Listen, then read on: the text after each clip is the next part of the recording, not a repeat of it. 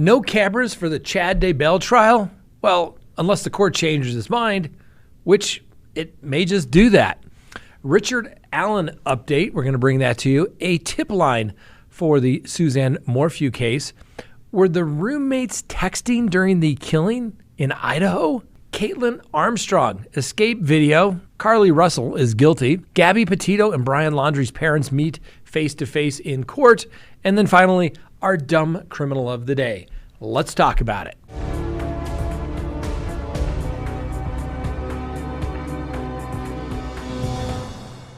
Good day, everyone. My name is Scott Reich, and this is Crime Talk.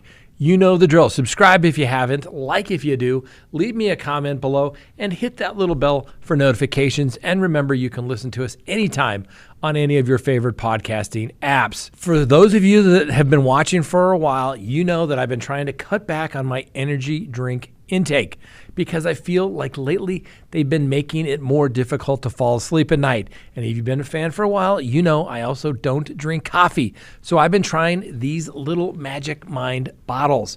So if you're like me and you don't like the crashes and jitters that come from coffee and energy drinks, then you have to try out my new favorite caffeine hack, Magic Mind. I love that they are small and easy to transport. I usually drink them on the way to work in the morning, and by the time I'm at my desk, I am ready to take on whatever craziness is coming my way.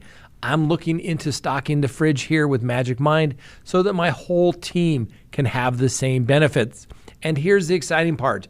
They've given me a fantastic discount code. All you have to do is go to magicmind.co/CrimeTalk and use the code CT40 for 40% off your first subscription. Or if you aren't into that, you can get 20% off your first purchase. But wait, let me break it down for you. With the subscription, you're getting a total of 40% off, which comes to around just $3 per bottle.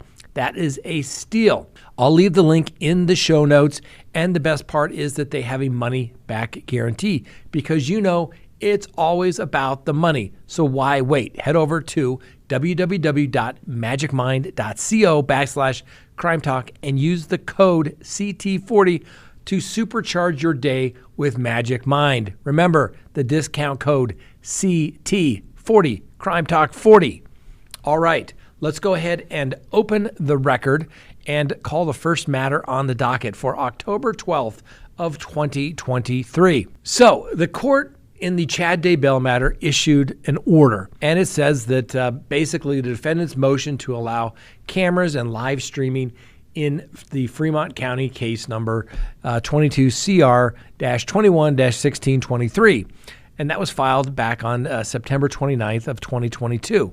The court entered an order on October 12th of 2022 addressing the court's revocation of the camera coverage of this case and denied the motion to reinstate the cameras at the defendant's trial.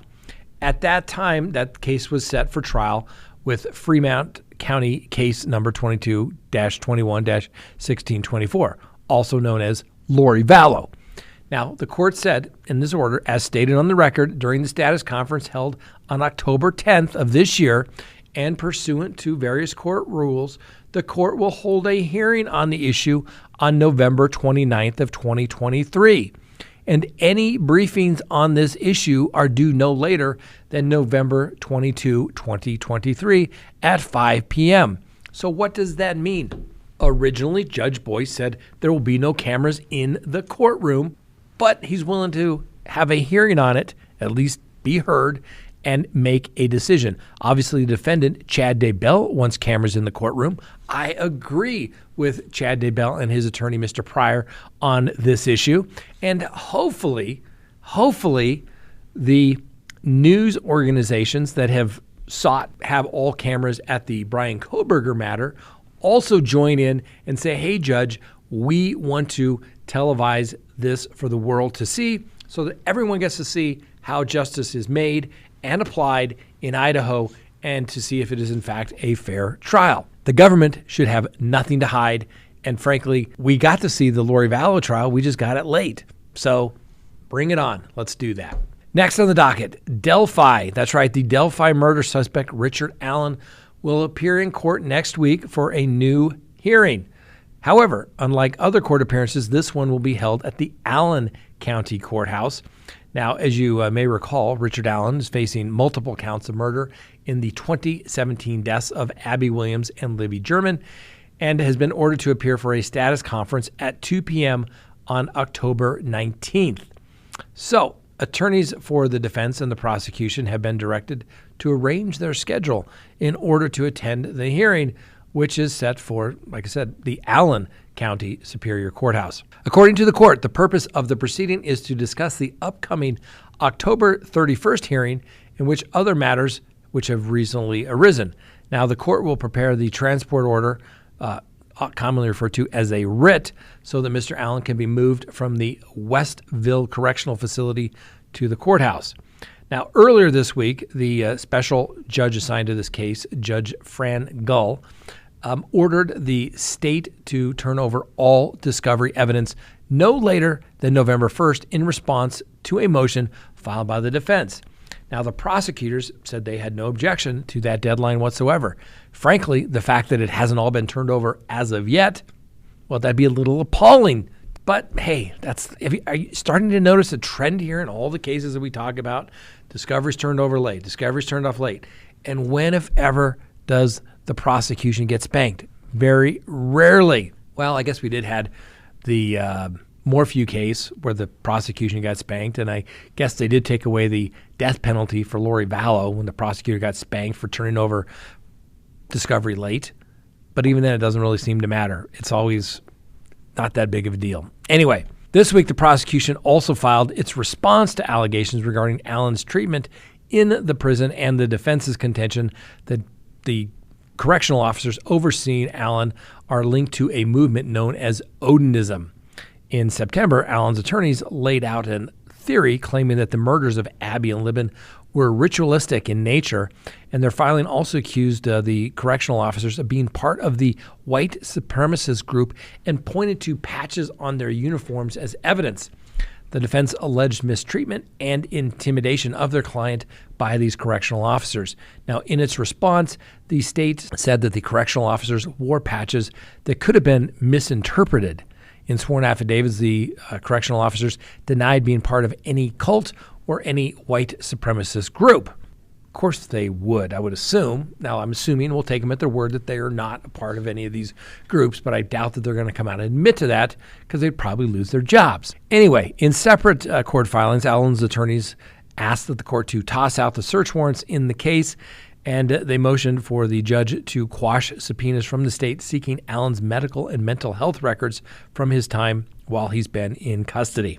The basis for the suppression of the evidence seized by the search warrants is that there were material misrepresentations made in the affidavit that the police knew were false or reckless disregard for the truth, and therefore any evidence should be thrown out. As it relates to medical records, normally, because of HIPAA, you cannot go and get somebody's medical records unless, of course, they sign a waiver. I'm not sure how the prosecution thinks they're going to get those medical records. We're all going to have to wait and see. Next on the docket, Suzanne Morphew. Well, Suzanne Morphew's husband, Barry, was obviously originally charged with her murder despite there being no body. However, the charges were dropped the following year and no new arrests have been made. Well, that's prompted the detective to set up a hotline. So the public is now being asked to report any information about this case by sending an email to the CDPS_Suzanne Morphew _tip line at state.co.us or by calling 719-312-7530. So if there's any new information, let everybody know. Now, let's face it, ladies and gentlemen, we don't need to be sending the police wasting their time. So don't send them information of some hunch or suspicion that you think you may have. Actual evidence that you can prove. That's what you need to send to these police officers if, in fact, you have new information. Otherwise, it is a waste of resources. Now, the Morphews, Barry Morphew, and the daughters have also issued a fresh plea for new information. The attorney for the Morphews, Iris Itan, stated that the Morphew family wishes that all hands are on deck to find the person or persons responsible for Suzanne's death. The Morphews also want to send love to Edna Quintana's family and hopes that authorities soon find her. Now, Suzanne Morphew's remains were discovered in a remote field near Moffat County in Sawachi County, 50 minutes from her phone. Police were initially searching for Quintana, who vanished on May 3rd.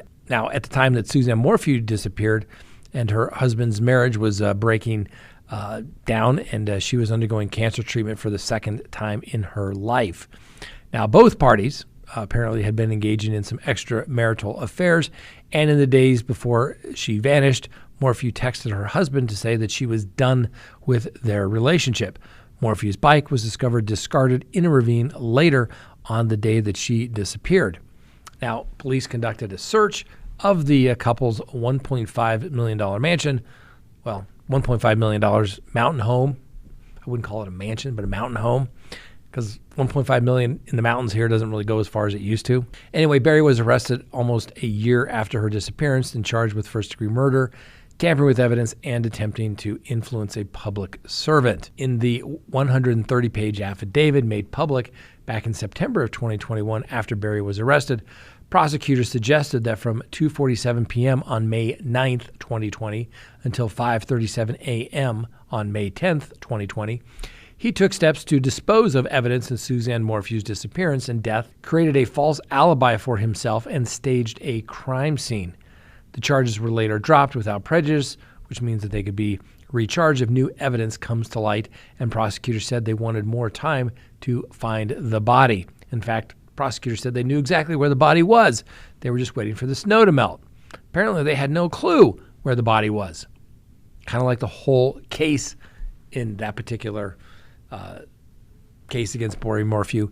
The cops filed the case, and the DA filed the case prematurely. Anyway, the couple's two daughters, Mallory and Macy, have also supported their father, Berry, since the arrest. The case was abandoned shortly before trial, and Mr. Bryan Morphew launched a $15 million defamation case against the local authorities, which is still pending. Now, this is probably the story of the day, ladies and gentlemen. The Bryan Kohberger matter. Were the two surviving roommates in the off-campus University of Idaho rental home in Moscow, Idaho, were awake, texting each other during the massacre that left four of the friends dead last November? Well, according to a new report, that's what they're saying took place.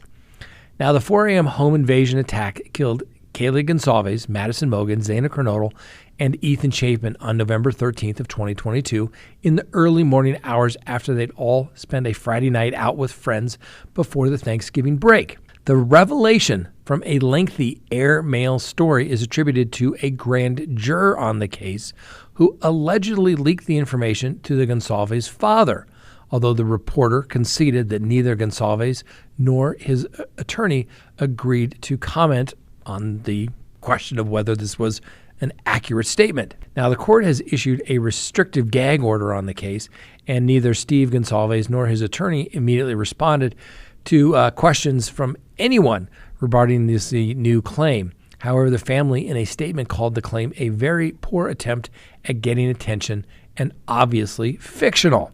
In the statement, it says Steve had been told that the two survivors allegedly had not only been awake while the killing had taken place, but that they had heard everything, the report states.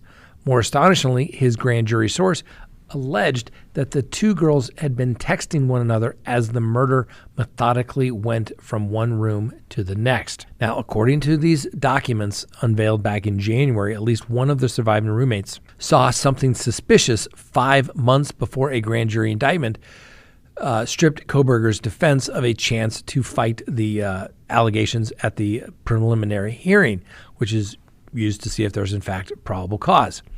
Now, on the second floor, allegedly, of the 3-story house, the roommates told police that she awoke to noises around 4 a.m., sounds that she believed came from the Gonsalves playing with her dog on the top level. Police would later find Gonsalves and Mogen dead in the other upstairs bedroom. Then, according to the probable cause affidavit, she thought she heard Gonsalves say, "There's someone here." She peeked out of her room but didn't see anything, according to the probable cause affidavit. Around this time, according to investigators, Kernodle was still alive using the TikTok app on her phone at approximately 4:12 a.m. The housemate soon thought she overheard crying from Kernodle's room, which was on the same floor, according to the affidavit. She peeked out and overheard a male saying, "It's okay, I'm going to help you." She opened her door for the third time and saw a masked man in dark clothes with bushy eyebrows leaving through the rear sliding door. She described him later to the police as not very muscular but athletically built. She froze in shock, according to the court's documents. He walked by her out the door. Police believe the 4 victims had all been stabbed repeatedly before 4:25 a.m. Now, police did not receive a 911 call until around noon the next day. It came from one of the survivors' phone, according to police, but they have declined to reveal who actually made the call. Responding officers encountered a horrific scene with a key piece of evidence left behind next to Mogen's body, the K-bar knife sheath that authorities allege had Kohberger's DNA on it. Now, the other surviving housemate, who is barely referenced in the probable cause filings, agreed to an interview with Kohberger's defense lawyers in April after resisting a subpoena in the case. Police relied heavily on the sheath, the suspect vehicle, and the phone records in the probable cause affidavit. However, according to this airmail story, also hinted that they have a secret informant who would tighten the screws through some undisclosed testimony. Now, Mr. Kohberger is due back in court on October 26th when the judge will hear argument on the defense long-shot request to dismiss the indictment. We'll have to wait and see if that, in fact, is true as to whether they were texting the whole time. It wouldn't seem implausible, given that they heard what was taking place.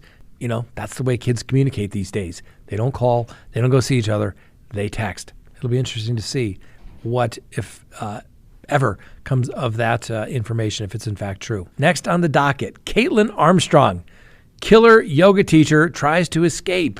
That's right. Cell phone video captured a Texas yoga teacher accused of murdering her boyfriend's professional cyclist lover, running from police during a medical appointment. That's right. Kaitlin Armstrong broke free from 2 correctional officers after visiting a doctor's office in Austin while they walked her back to the car on Wednesday. The video shows her brazen attempt at freedom in her eye-catching black and white striped jail-issued jumpsuit while officers chase her up a hill and stumble where Armstrong appeared to jump over a fence. As they were leaving the facility, she ran from those correctional officers and she made it about a block and a half. Both the officers who were pursuing her on foot never lost sight of her. Now, the correctional officers did not draw their firearms, but Armstrong was taken to the Del Seaton Medical Center after the attempted escape, probably when they were telling her, stop resisting, stop resisting. That happens sometimes when people escape. Anyway, she was taken out of the jail for a specialized doctor's appointment that could not be done at the Travis County Correctional Complex. Police were not able to say what kind of restraints she was wearing, and it's unclear how she broke free exactly. Police were unable to say for security purposes to ever disclose the security measures we use with people in custody. Now, as you may recall, we brought you the story. Armstrong has pled not guilty to murdering the competitive gravel and mountain bike racer from Vermont who was in Austin, Texas for a race when she was killed. Now, Wilson was shot to death when Armstrong allegedly flew into a rage when she learned the racer was seeing her boyfriend, a guy by the name of Colin Strickland.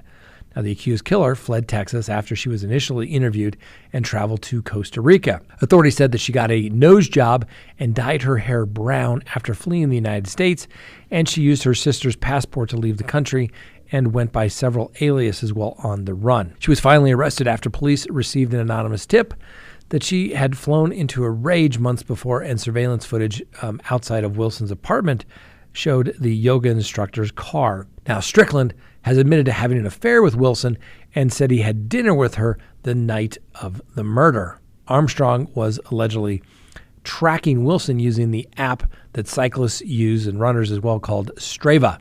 Now, search warrants revealed that she was visiting a gun range with her sister before the killing, and was given $450,000 by Strickland, who also admitted to purchasing the two firearms between the end of 2021 and the start of 2022 for himself and Miss Armstrong. She is likely to face additional charges for the attempted escape. She is currently being held in the Travis County Jail on a $3.5 million bond. Next on the docket, Carlee Russell. Do you remember her? The Alabama kidnapping hoaxer, Carlee Russell? Yes, that's the one. Well, she's been found guilty for faking her disappearance and wasting the police's time, resources, and effort. And the 25-year-old was on Wednesday convicted of 2 misdemeanor charges after lying to police about seeing a child on a highway and being abducted.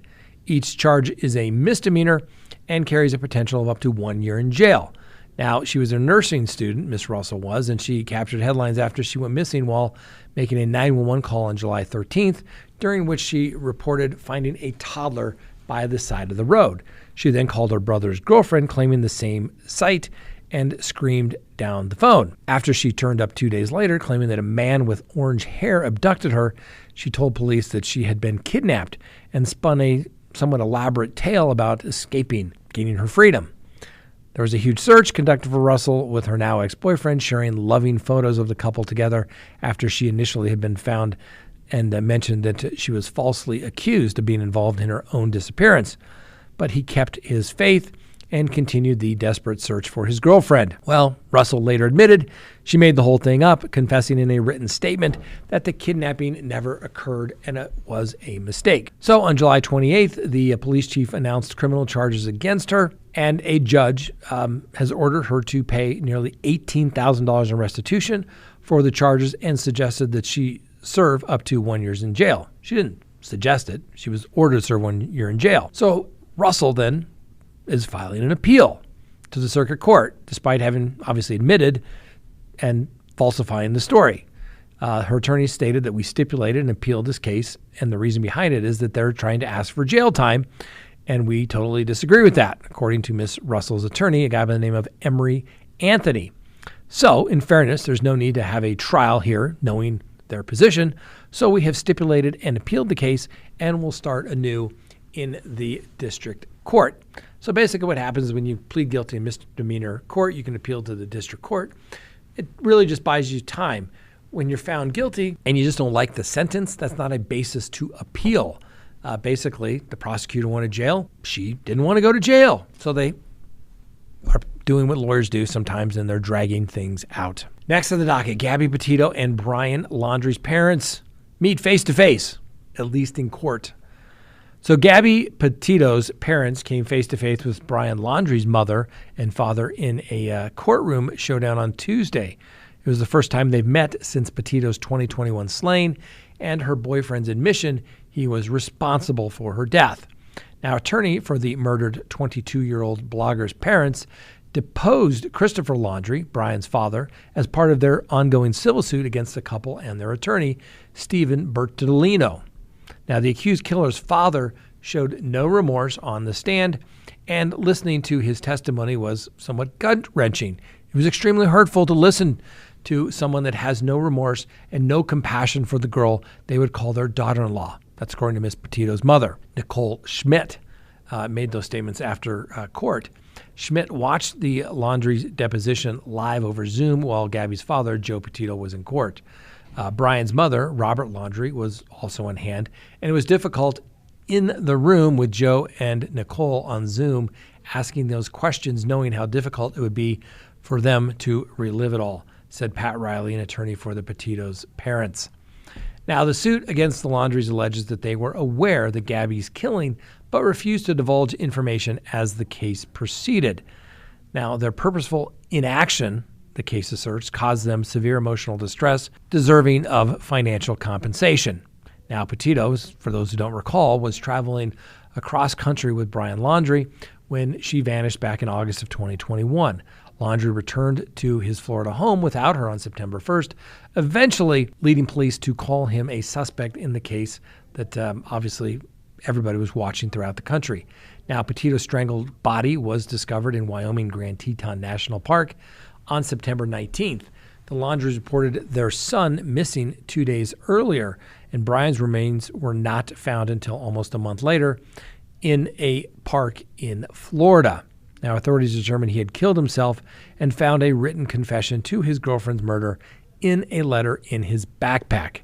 His parents have never been criminally charged in relation to the case, and Petito's parents also sued the Moab City Police Department in Utah, arguing they deprived Gabby of her safety and ultimately her life. The Moab police officers had pulled the couple over for speeding and found Petito's bloodied and distraught. The cops separated them for the night but made no arrests. Petito was killed days later. Her parents' jury trial case against the Laundries is scheduled to begin in May of 2024. I think the Petito's case is somewhat tenuous, but the legal standard in a civil case is that the court cannot dismiss it. It's kind of like the same legal standard for a preliminary hearing. You must view all the evidence in the light most favorable to the prosecution. Same thing in a civil case. The court must view all the statements as true and view all the evidence in light in favor of the plaintiff, even though they could be totally bogus. That's the standard. So you get to go through discovery. Then everyone will file motions for summary judgment to say that there's no cause of action in this particular case. Inaction is not a crime. You have no duty to report a crime. So I understand their grief, but I think it's a case that will ultimately end. Who knows? Maybe I'm wrong, but we'll have to wait and see. And finally today, our dumb criminal of the day.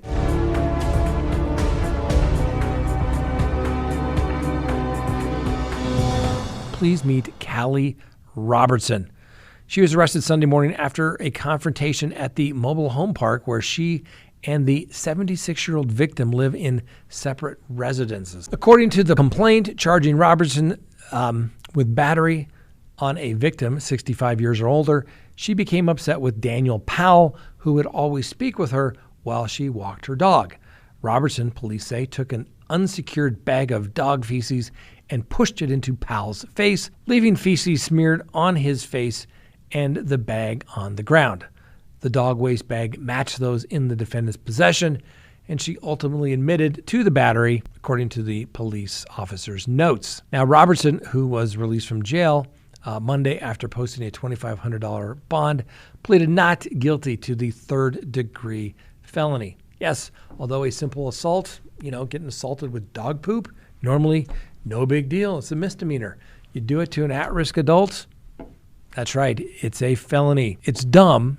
It's dumb for putting dog poop on anybody, but Miss Robertson, what can I say? Doing it to an old person, at-risk adult, an elderly? That's just dumb. Anyway, you're a dumb criminal of the day. All right, thanks for watching. As you can see, we are back in the United States, back in the CrimeTalk studios. Thanks for watching. We'll see you tomorrow.